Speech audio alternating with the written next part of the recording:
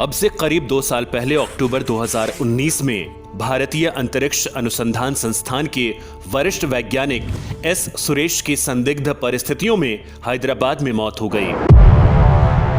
उनका शव उनके फ्लैट में मिला।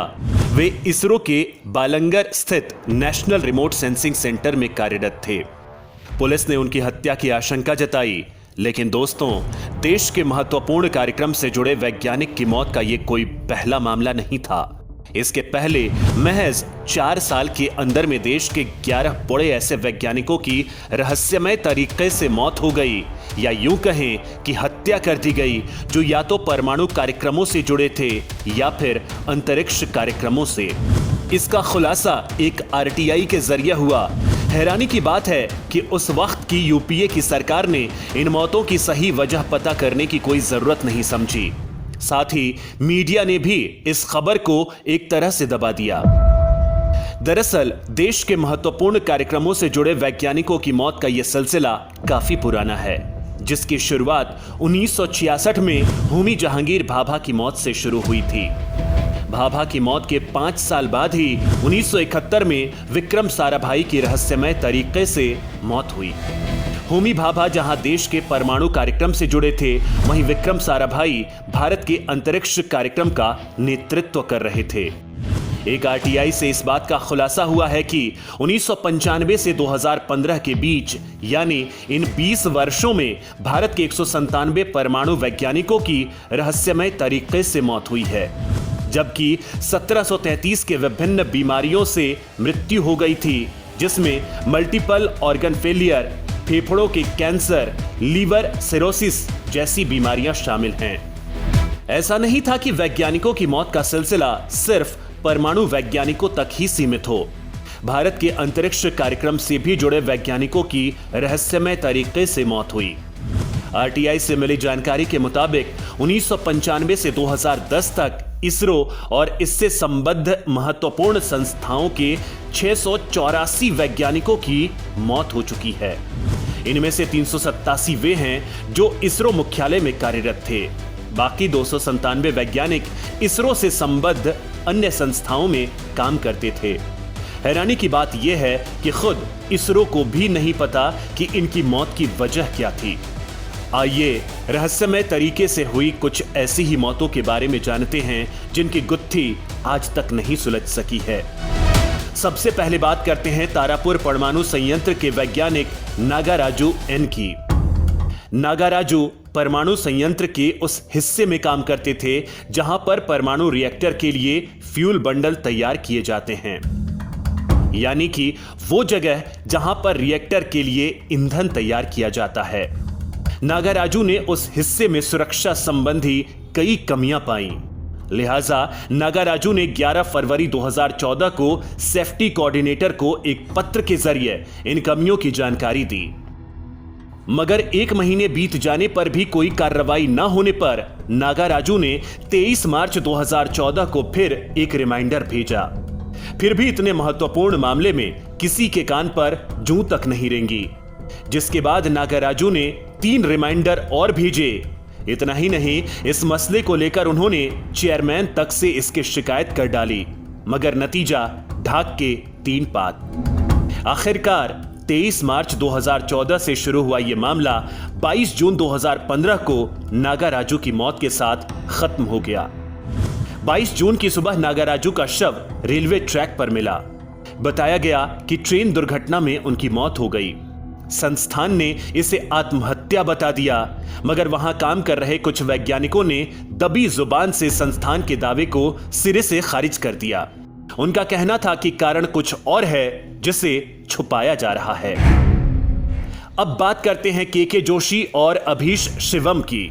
ये दोनों युवा वैज्ञानिक एक बेहद संवेदनशील और गोपनीय प्रोजेक्ट पर काम कर रहे थे, जिसका संबंध देश की पहली परमाणु पनडुब्बी आईएनएस अरिहंत से था। मगर अक्टूबर 2013 में विशाखापत्तनम के नौसैनिक यार्ड के पास उनका शव रेलवे लाइन पर मिला। दरअसल उनके शवों को रेलवे ट्रैक पर फेंकने का मकसद ये था कि उनकी मौत को या तो आत्महत्या घोषित कर देना या फिर एक्सीडेंट दिखा देना। मगर ट्रेन गुजरने से पहले ही किसी ने उनके शव को वहां देख लिया और पुलिस को सूचना दे दी।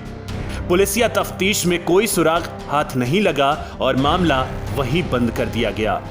इतने महत्वपूर्ण प्रोजेक्ट से जुड़े इन वैज्ञानिकों की मौत की जांच किसी बड़ी एजेंसी से कराने की जरूरत महसूस नहीं की गई। कुछ ऐसा ही मामला कैगा परमाणु संयंत्र के वरिष्ठ वैज्ञानिक लोकनाथ महालिंगम का भी है। लोकनाथ के बारे में बताने से पहले आपको कैगा परमाणु संयंत्र की अहमियत के बारे में बता दें। यह परमाणु संयंत्र कितना महत्वपूर्ण है इसका अंदाजा इसी बात से लगा लीजिए कि यह उन 8 परमाणु संयंत्रों में से एक है जो अंतर्राष्ट्रीय निगरानी में शामिल नहीं है। आपको बता दें कि जब 2006 में भारत और अमेरिका के बीच नागरिक परमाणु समझौता हुआ तो अमेरिका ने परमाणु संयंत्रों की निगरानी की शर्त रखी थी। उस समय भारत 22 में से 14 परमाणु संयंत्रों की निगरानी पर सहमत हुआ। कैगा उन्हीं संयंत्र में से एक है जो निगरानी की इस सूची से बाहर है। लोकनाथ 5 जून 2009 को सुबह टहलने निकले थे। उसके बाद से वो लापता हो गए।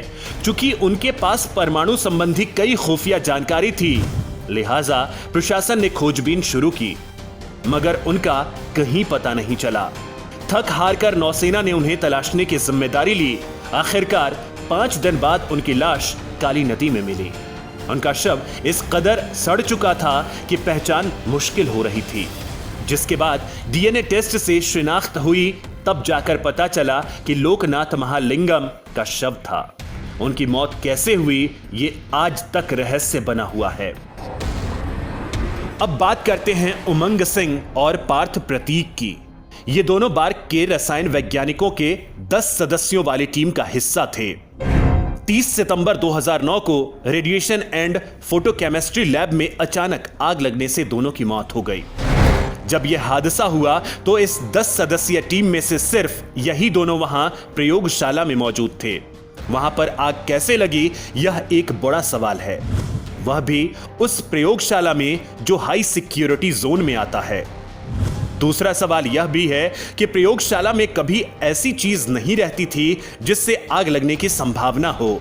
इस बात की पुष्टि फॉरेंसिक जांच में भी हुई थी। इतना ही नहीं, जब फायर ब्रिगेड आग को बुझा रही थी तो उस दौरान आग बार बार भड़क जा रही थी, जिसकी वजह से लैब की आग को बुझाने में फायर ब्रिगेड को करीब 45 मिनट लग गए। फायर ब्रिगेड के कर्मचारी भी नहीं समझ पा रहे थे कि आखिर ऐसी कौन सी चीज थी जिसकी वजह से आग भड़क रही थी। इस आग ने कितनी गर्मी पैदा की इसका अंदाजा इसी से लगा लीजिए कि जब आग बुझी तो इन दोनों का शरीर राख में तब्दील हो चुका था। इस घटना की जानकारी प्रधानमंत्री कार्यालय और देश के राष्ट्रीय सुरक्षा सलाहकार दोनों को दी गई। बावजूद इसके इस घटना की कोई भी जांच नहीं की गई। अगला मामला भाभा एटॉमिक रिसर्च सेंटर के वैज्ञानिक एम पद्मनाभन अय्यर का है। 23 फरवरी 2010 को ये मुंबई के अपने घर में मृत पाए गए। उनकी मौत का पता 2 दिन बाद चला, जब उनके घर से बदबू आने लगी, जिसके बाद उनके पड़ोस में रहने वाले लोगों ने पुलिस को जानकारी दी। जब पुलिस अंदर गई तो अय्यर का शव सड़ना शुरू हो चुका था। फॉरेंसिक रिपोर्ट में बताया गया कि उनकी मौत अज्ञात वजह से हुई। इनकी भी मौत का रहस्य आज तक बरकरार है। बार्क में काम करने वाली एक और साइंटिस्ट तीतस पाल की बात करें तो 27 साल की तीतस पाल 3 मार्च 2010 को ट्राम्बे कैंपस की 14वीं मंजिल पर अपने फ्लैट के वेंटिलेटर पर लटकती हुई पाई गई। उनकी मौत को भी खुदकुशी साबित करने की कोशिश की गई थी, मगर सवाल यह है कि तीतस पाल उसी दिन अपने घर कोलकाता से वापस मुंबई पहुंची थी और सुबह 10 बजे ऑफिस भी ज्वाइन किया। मगर अचानक ऐसा क्या हो गया कि पूरा दिन हंसी खुशी में बिताने वाली तीतस ने अचानक शाम को खुदकुशी कर लिया। यह भी आज तक रहस्य बना हुआ है। पुलिस को यहां भी फॉरेंसिक जांच में कुछ हासिल नहीं हुआ। 30 अप्रैल 2011 को बार्क की ही एक और साइंटिस्ट उमा राव ने खुदकुशी कर ली। उमा राव को बार्क में काम करते हुए 28 साल गुजर चुके थे, मगर अचानक एक दिन वो कैसे डिप्रेशन में चली गई और उसी दिन उन्होंने आत्महत्या भी कर ली। ये किसी के पल्ले नहीं पड़ रहा था। क्योंकि उनके परिवार और पड़ोसियों से पूछताछ में उनके डिप्रेशन में होने की जानकारी किसी ने नहीं दी। इस रहस्य से भी आज तक पर्दा नहीं उठ सका है। अगस्त 2009 में कोलकाता के Saha institute of nuclear physics की सीनियर रिसर्चर डलिया नायक ने रहस्यमय हालात में खुदकुशी कर ली। जांच में पता चला कि उन्होंने मर्क्यूरिक क्लोराइड पी लिया था। 35 साल की डलिया नायक ने क्यों खुदकुशी की, इसकी वजह आज तक नहीं पता चली। उनके पास से कोई सुसाइड नोट भी नहीं मिला। उनकी मौत की सीबीआई जांच की मांग की गई थी, मगर सरकार ने कोई जांच नहीं की और मामले को बंद कर दिया। अब बात करते हैं तिरुमला प्रसाद टिंका की। 30 साल की तिरुमला प्रसाद इंदौर के Raja Ramanna Centre for Advanced Technology में साइंटिस्ट थीं। अप्रैल 2010 में उन्होंने खुदकुशी कर ली। सुसाइड नोट में खुदकुशी की वजह वरिष्ठ सहयोगियों से मिल रहे मानसिक प्रताड़ना को बताया गया था। तिरुमला प्रसाद एक महत्वपूर्ण न्यूक्लियर प्रोजेक्ट पर काम कर रहे थे। यह सवाल उठा कि प्रताड़ना आखिर क्यों और किस तरह की थी, लेकिन कोई जवाब आज तक नहीं मिला। कलपक्कम के Indira Gandhi centre for atomic research के साइंटिफिक असिस्टेंट मोहम्मद मुस्तफा की डेड बॉडी 2012 में उनके सरकारी घर से बरामद की गई। 24 साल के मुस्तफा जीनियस साइंटिस्ट थे। पुलिस रिपोर्ट के मुताबिक मुस्तफा की हथेली की नस कई बार धारदार हथियार से काटी गई थी। बॉडी के पास से एक डेथ नोट भी मिला, मगर खुदकुशी की कोई वजह नहीं लिखी थी। कोई सुराग नहीं मिलने की वजह से जांच बंद कर दी गई। ये जितनी भी मौतें हुई, इन सब में एक बात बेहद कॉमन और चौंकाने वाली थी। वो ये थी कि इन सभी मौतों की जांच के दौरान पुलिस को कोई भी फॉरेंसिक सबूत नहीं मिल रहे थे, क्योंकि अगर कोई साधारण अपराधी या फिर किसी ने दुश्मनी के चलते इनकी हत्या की होती तो कोई ना कोई सबूत जरूर हाथ लगता। मगर इन सभी मौतों में कोई भी फॉरेंसिक सबूत नहीं मिला, जो ये साबित कर रहा था कि इन सभी हत्याओं को बेहद प्रोफेशनल तरीके से अंजाम दिया जा रहा था। और इतनी सफाई से बिना किसी एविडेंस के लगातार इतनी हत्याएं करते जाना किसी जासूसी एजेंसी द्वारा ही संभव था, जिसमें सबकी मिली भगत थी। ये तो महत्वपूर्ण कार्यक्रमों से जुड़े वैज्ञानिकों की एक एक कर हत्या का मामला था, मगर 2009 में तो बेहद चौंकाने वाला मामला सामने आया, जब एक ही बार में कई वैज्ञानिकों की हत्या की साजिश रची गई थी। ये मामला था कैगा न्यूक्लियर प्लांट का। जैसा कि आपको पहले ही बता चुके हैं कि कैगा परमाणु संयंत्र उन 8 संयंत्रों में से है जो अंतर्राष्ट्रीय निगरानी सूची से बाहर है। 2009 में यहां पीने के पानी के कूलर में ट्रिटियम नाम का रेडियो एक्टिव पदार्थ डाल दिया गया था। खुशकिस्मती से समय रहते ये मामला संज्ञान में आ गया। अगर इसके बारे में नहीं पता चला होता तो इस वाटर कूलर से पानी पीने वाले सभी वैज्ञानिक और कर्मचारियों की मौत हो जाती। मामले की जांच के दौरान यह बात सामने आई कि किसी अंदरूनी आदमी ने ही इसे मिलाया था, लेकिन यह हरकत किसने की थी और क्यों की थी, आज तक नहीं पता चल सका है। वहीं क्रायोजेनिक इंजन कार्यक्रम से जुड़े वैज्ञानिक नाम्बी नारायण को किस तरह फंसाया गया, ये आप सभी जान ही रहे हैं। अब हालांकि उन पर लगे सारे आरोप सुप्रीम कोर्ट से झूठे साबित हो चुके हैं, मगर इससे वह कार्यक्रम तो प्रभावित हो ही गया। इस प्रकरण पर इसरो के वैज्ञानिक जे राजशेखरन नायर ने spice from space the ISRO frame up नाम से एक किताब लिखी है, जो 1999 में प्रकाशित हुई थी। इसमें उन्होंने लिखा है कि नाम्बी नारायण का मामला क्रायोजेनिक कार्यक्रम को रोकने के लिए अमेरिका ने साजिश की थी, जिसमें भारतीय खुफिया विभाग के कुछ अधिकारी, केरल पुलिस के उच्च अधिकारी और कुछ पत्रकार शामिल थे। अमेरिका किस तरह भारत के महत्वपूर्ण अंतरिक्ष और सामरिक कार्यक्रमों को रोकना चाहता था, इसका जिक्र पूर्व भारतीय राष्ट्रपति और वैज्ञानिक डॉक्टर एपीजे अब्दुल कलाम ने अपनी book advantage India from challenge to opportunity में किया है। उन्होंने किताब में लिखा है कि 1989 में जब अग्नि मिसाइल का टेस्ट होने वाला था, उसके कुछ घंटे पहले ही अमेरिका को भारत के इस गोपनीय मिशन की जानकारी हो गई थी और उसने इसे रोकने की बेहद कोशिश की थी। अब्दुल कलाम ने इस घटना का विस्तार पूर्वक वर्णन अपनी किताब में किया है। उन्होंने लिखा है कि लॉन्चिंग के पहले सुबह 3 बजे कैबिनेट सचिव टीएन शेषन का हॉटलाइन पर फोन आया। उन्होंने पूछा कि अग्नि को लेकर क्या प्रोग्रेस है। फिर बिना जवाब का इंतजार किए कहा, टेस्ट में देरी को लेकर अमेरिका और नाटो का जबरदस्त दबाव है, कई डिप्लोमेटिक चैनल इसमें जुटे हैं। हालांकि इसके बावजूद टेस्ट को रोका नहीं गया और करीब 3 घंटे बाद भारत ने अग्नि मिसाइल का सफल परीक्षण कर लिया।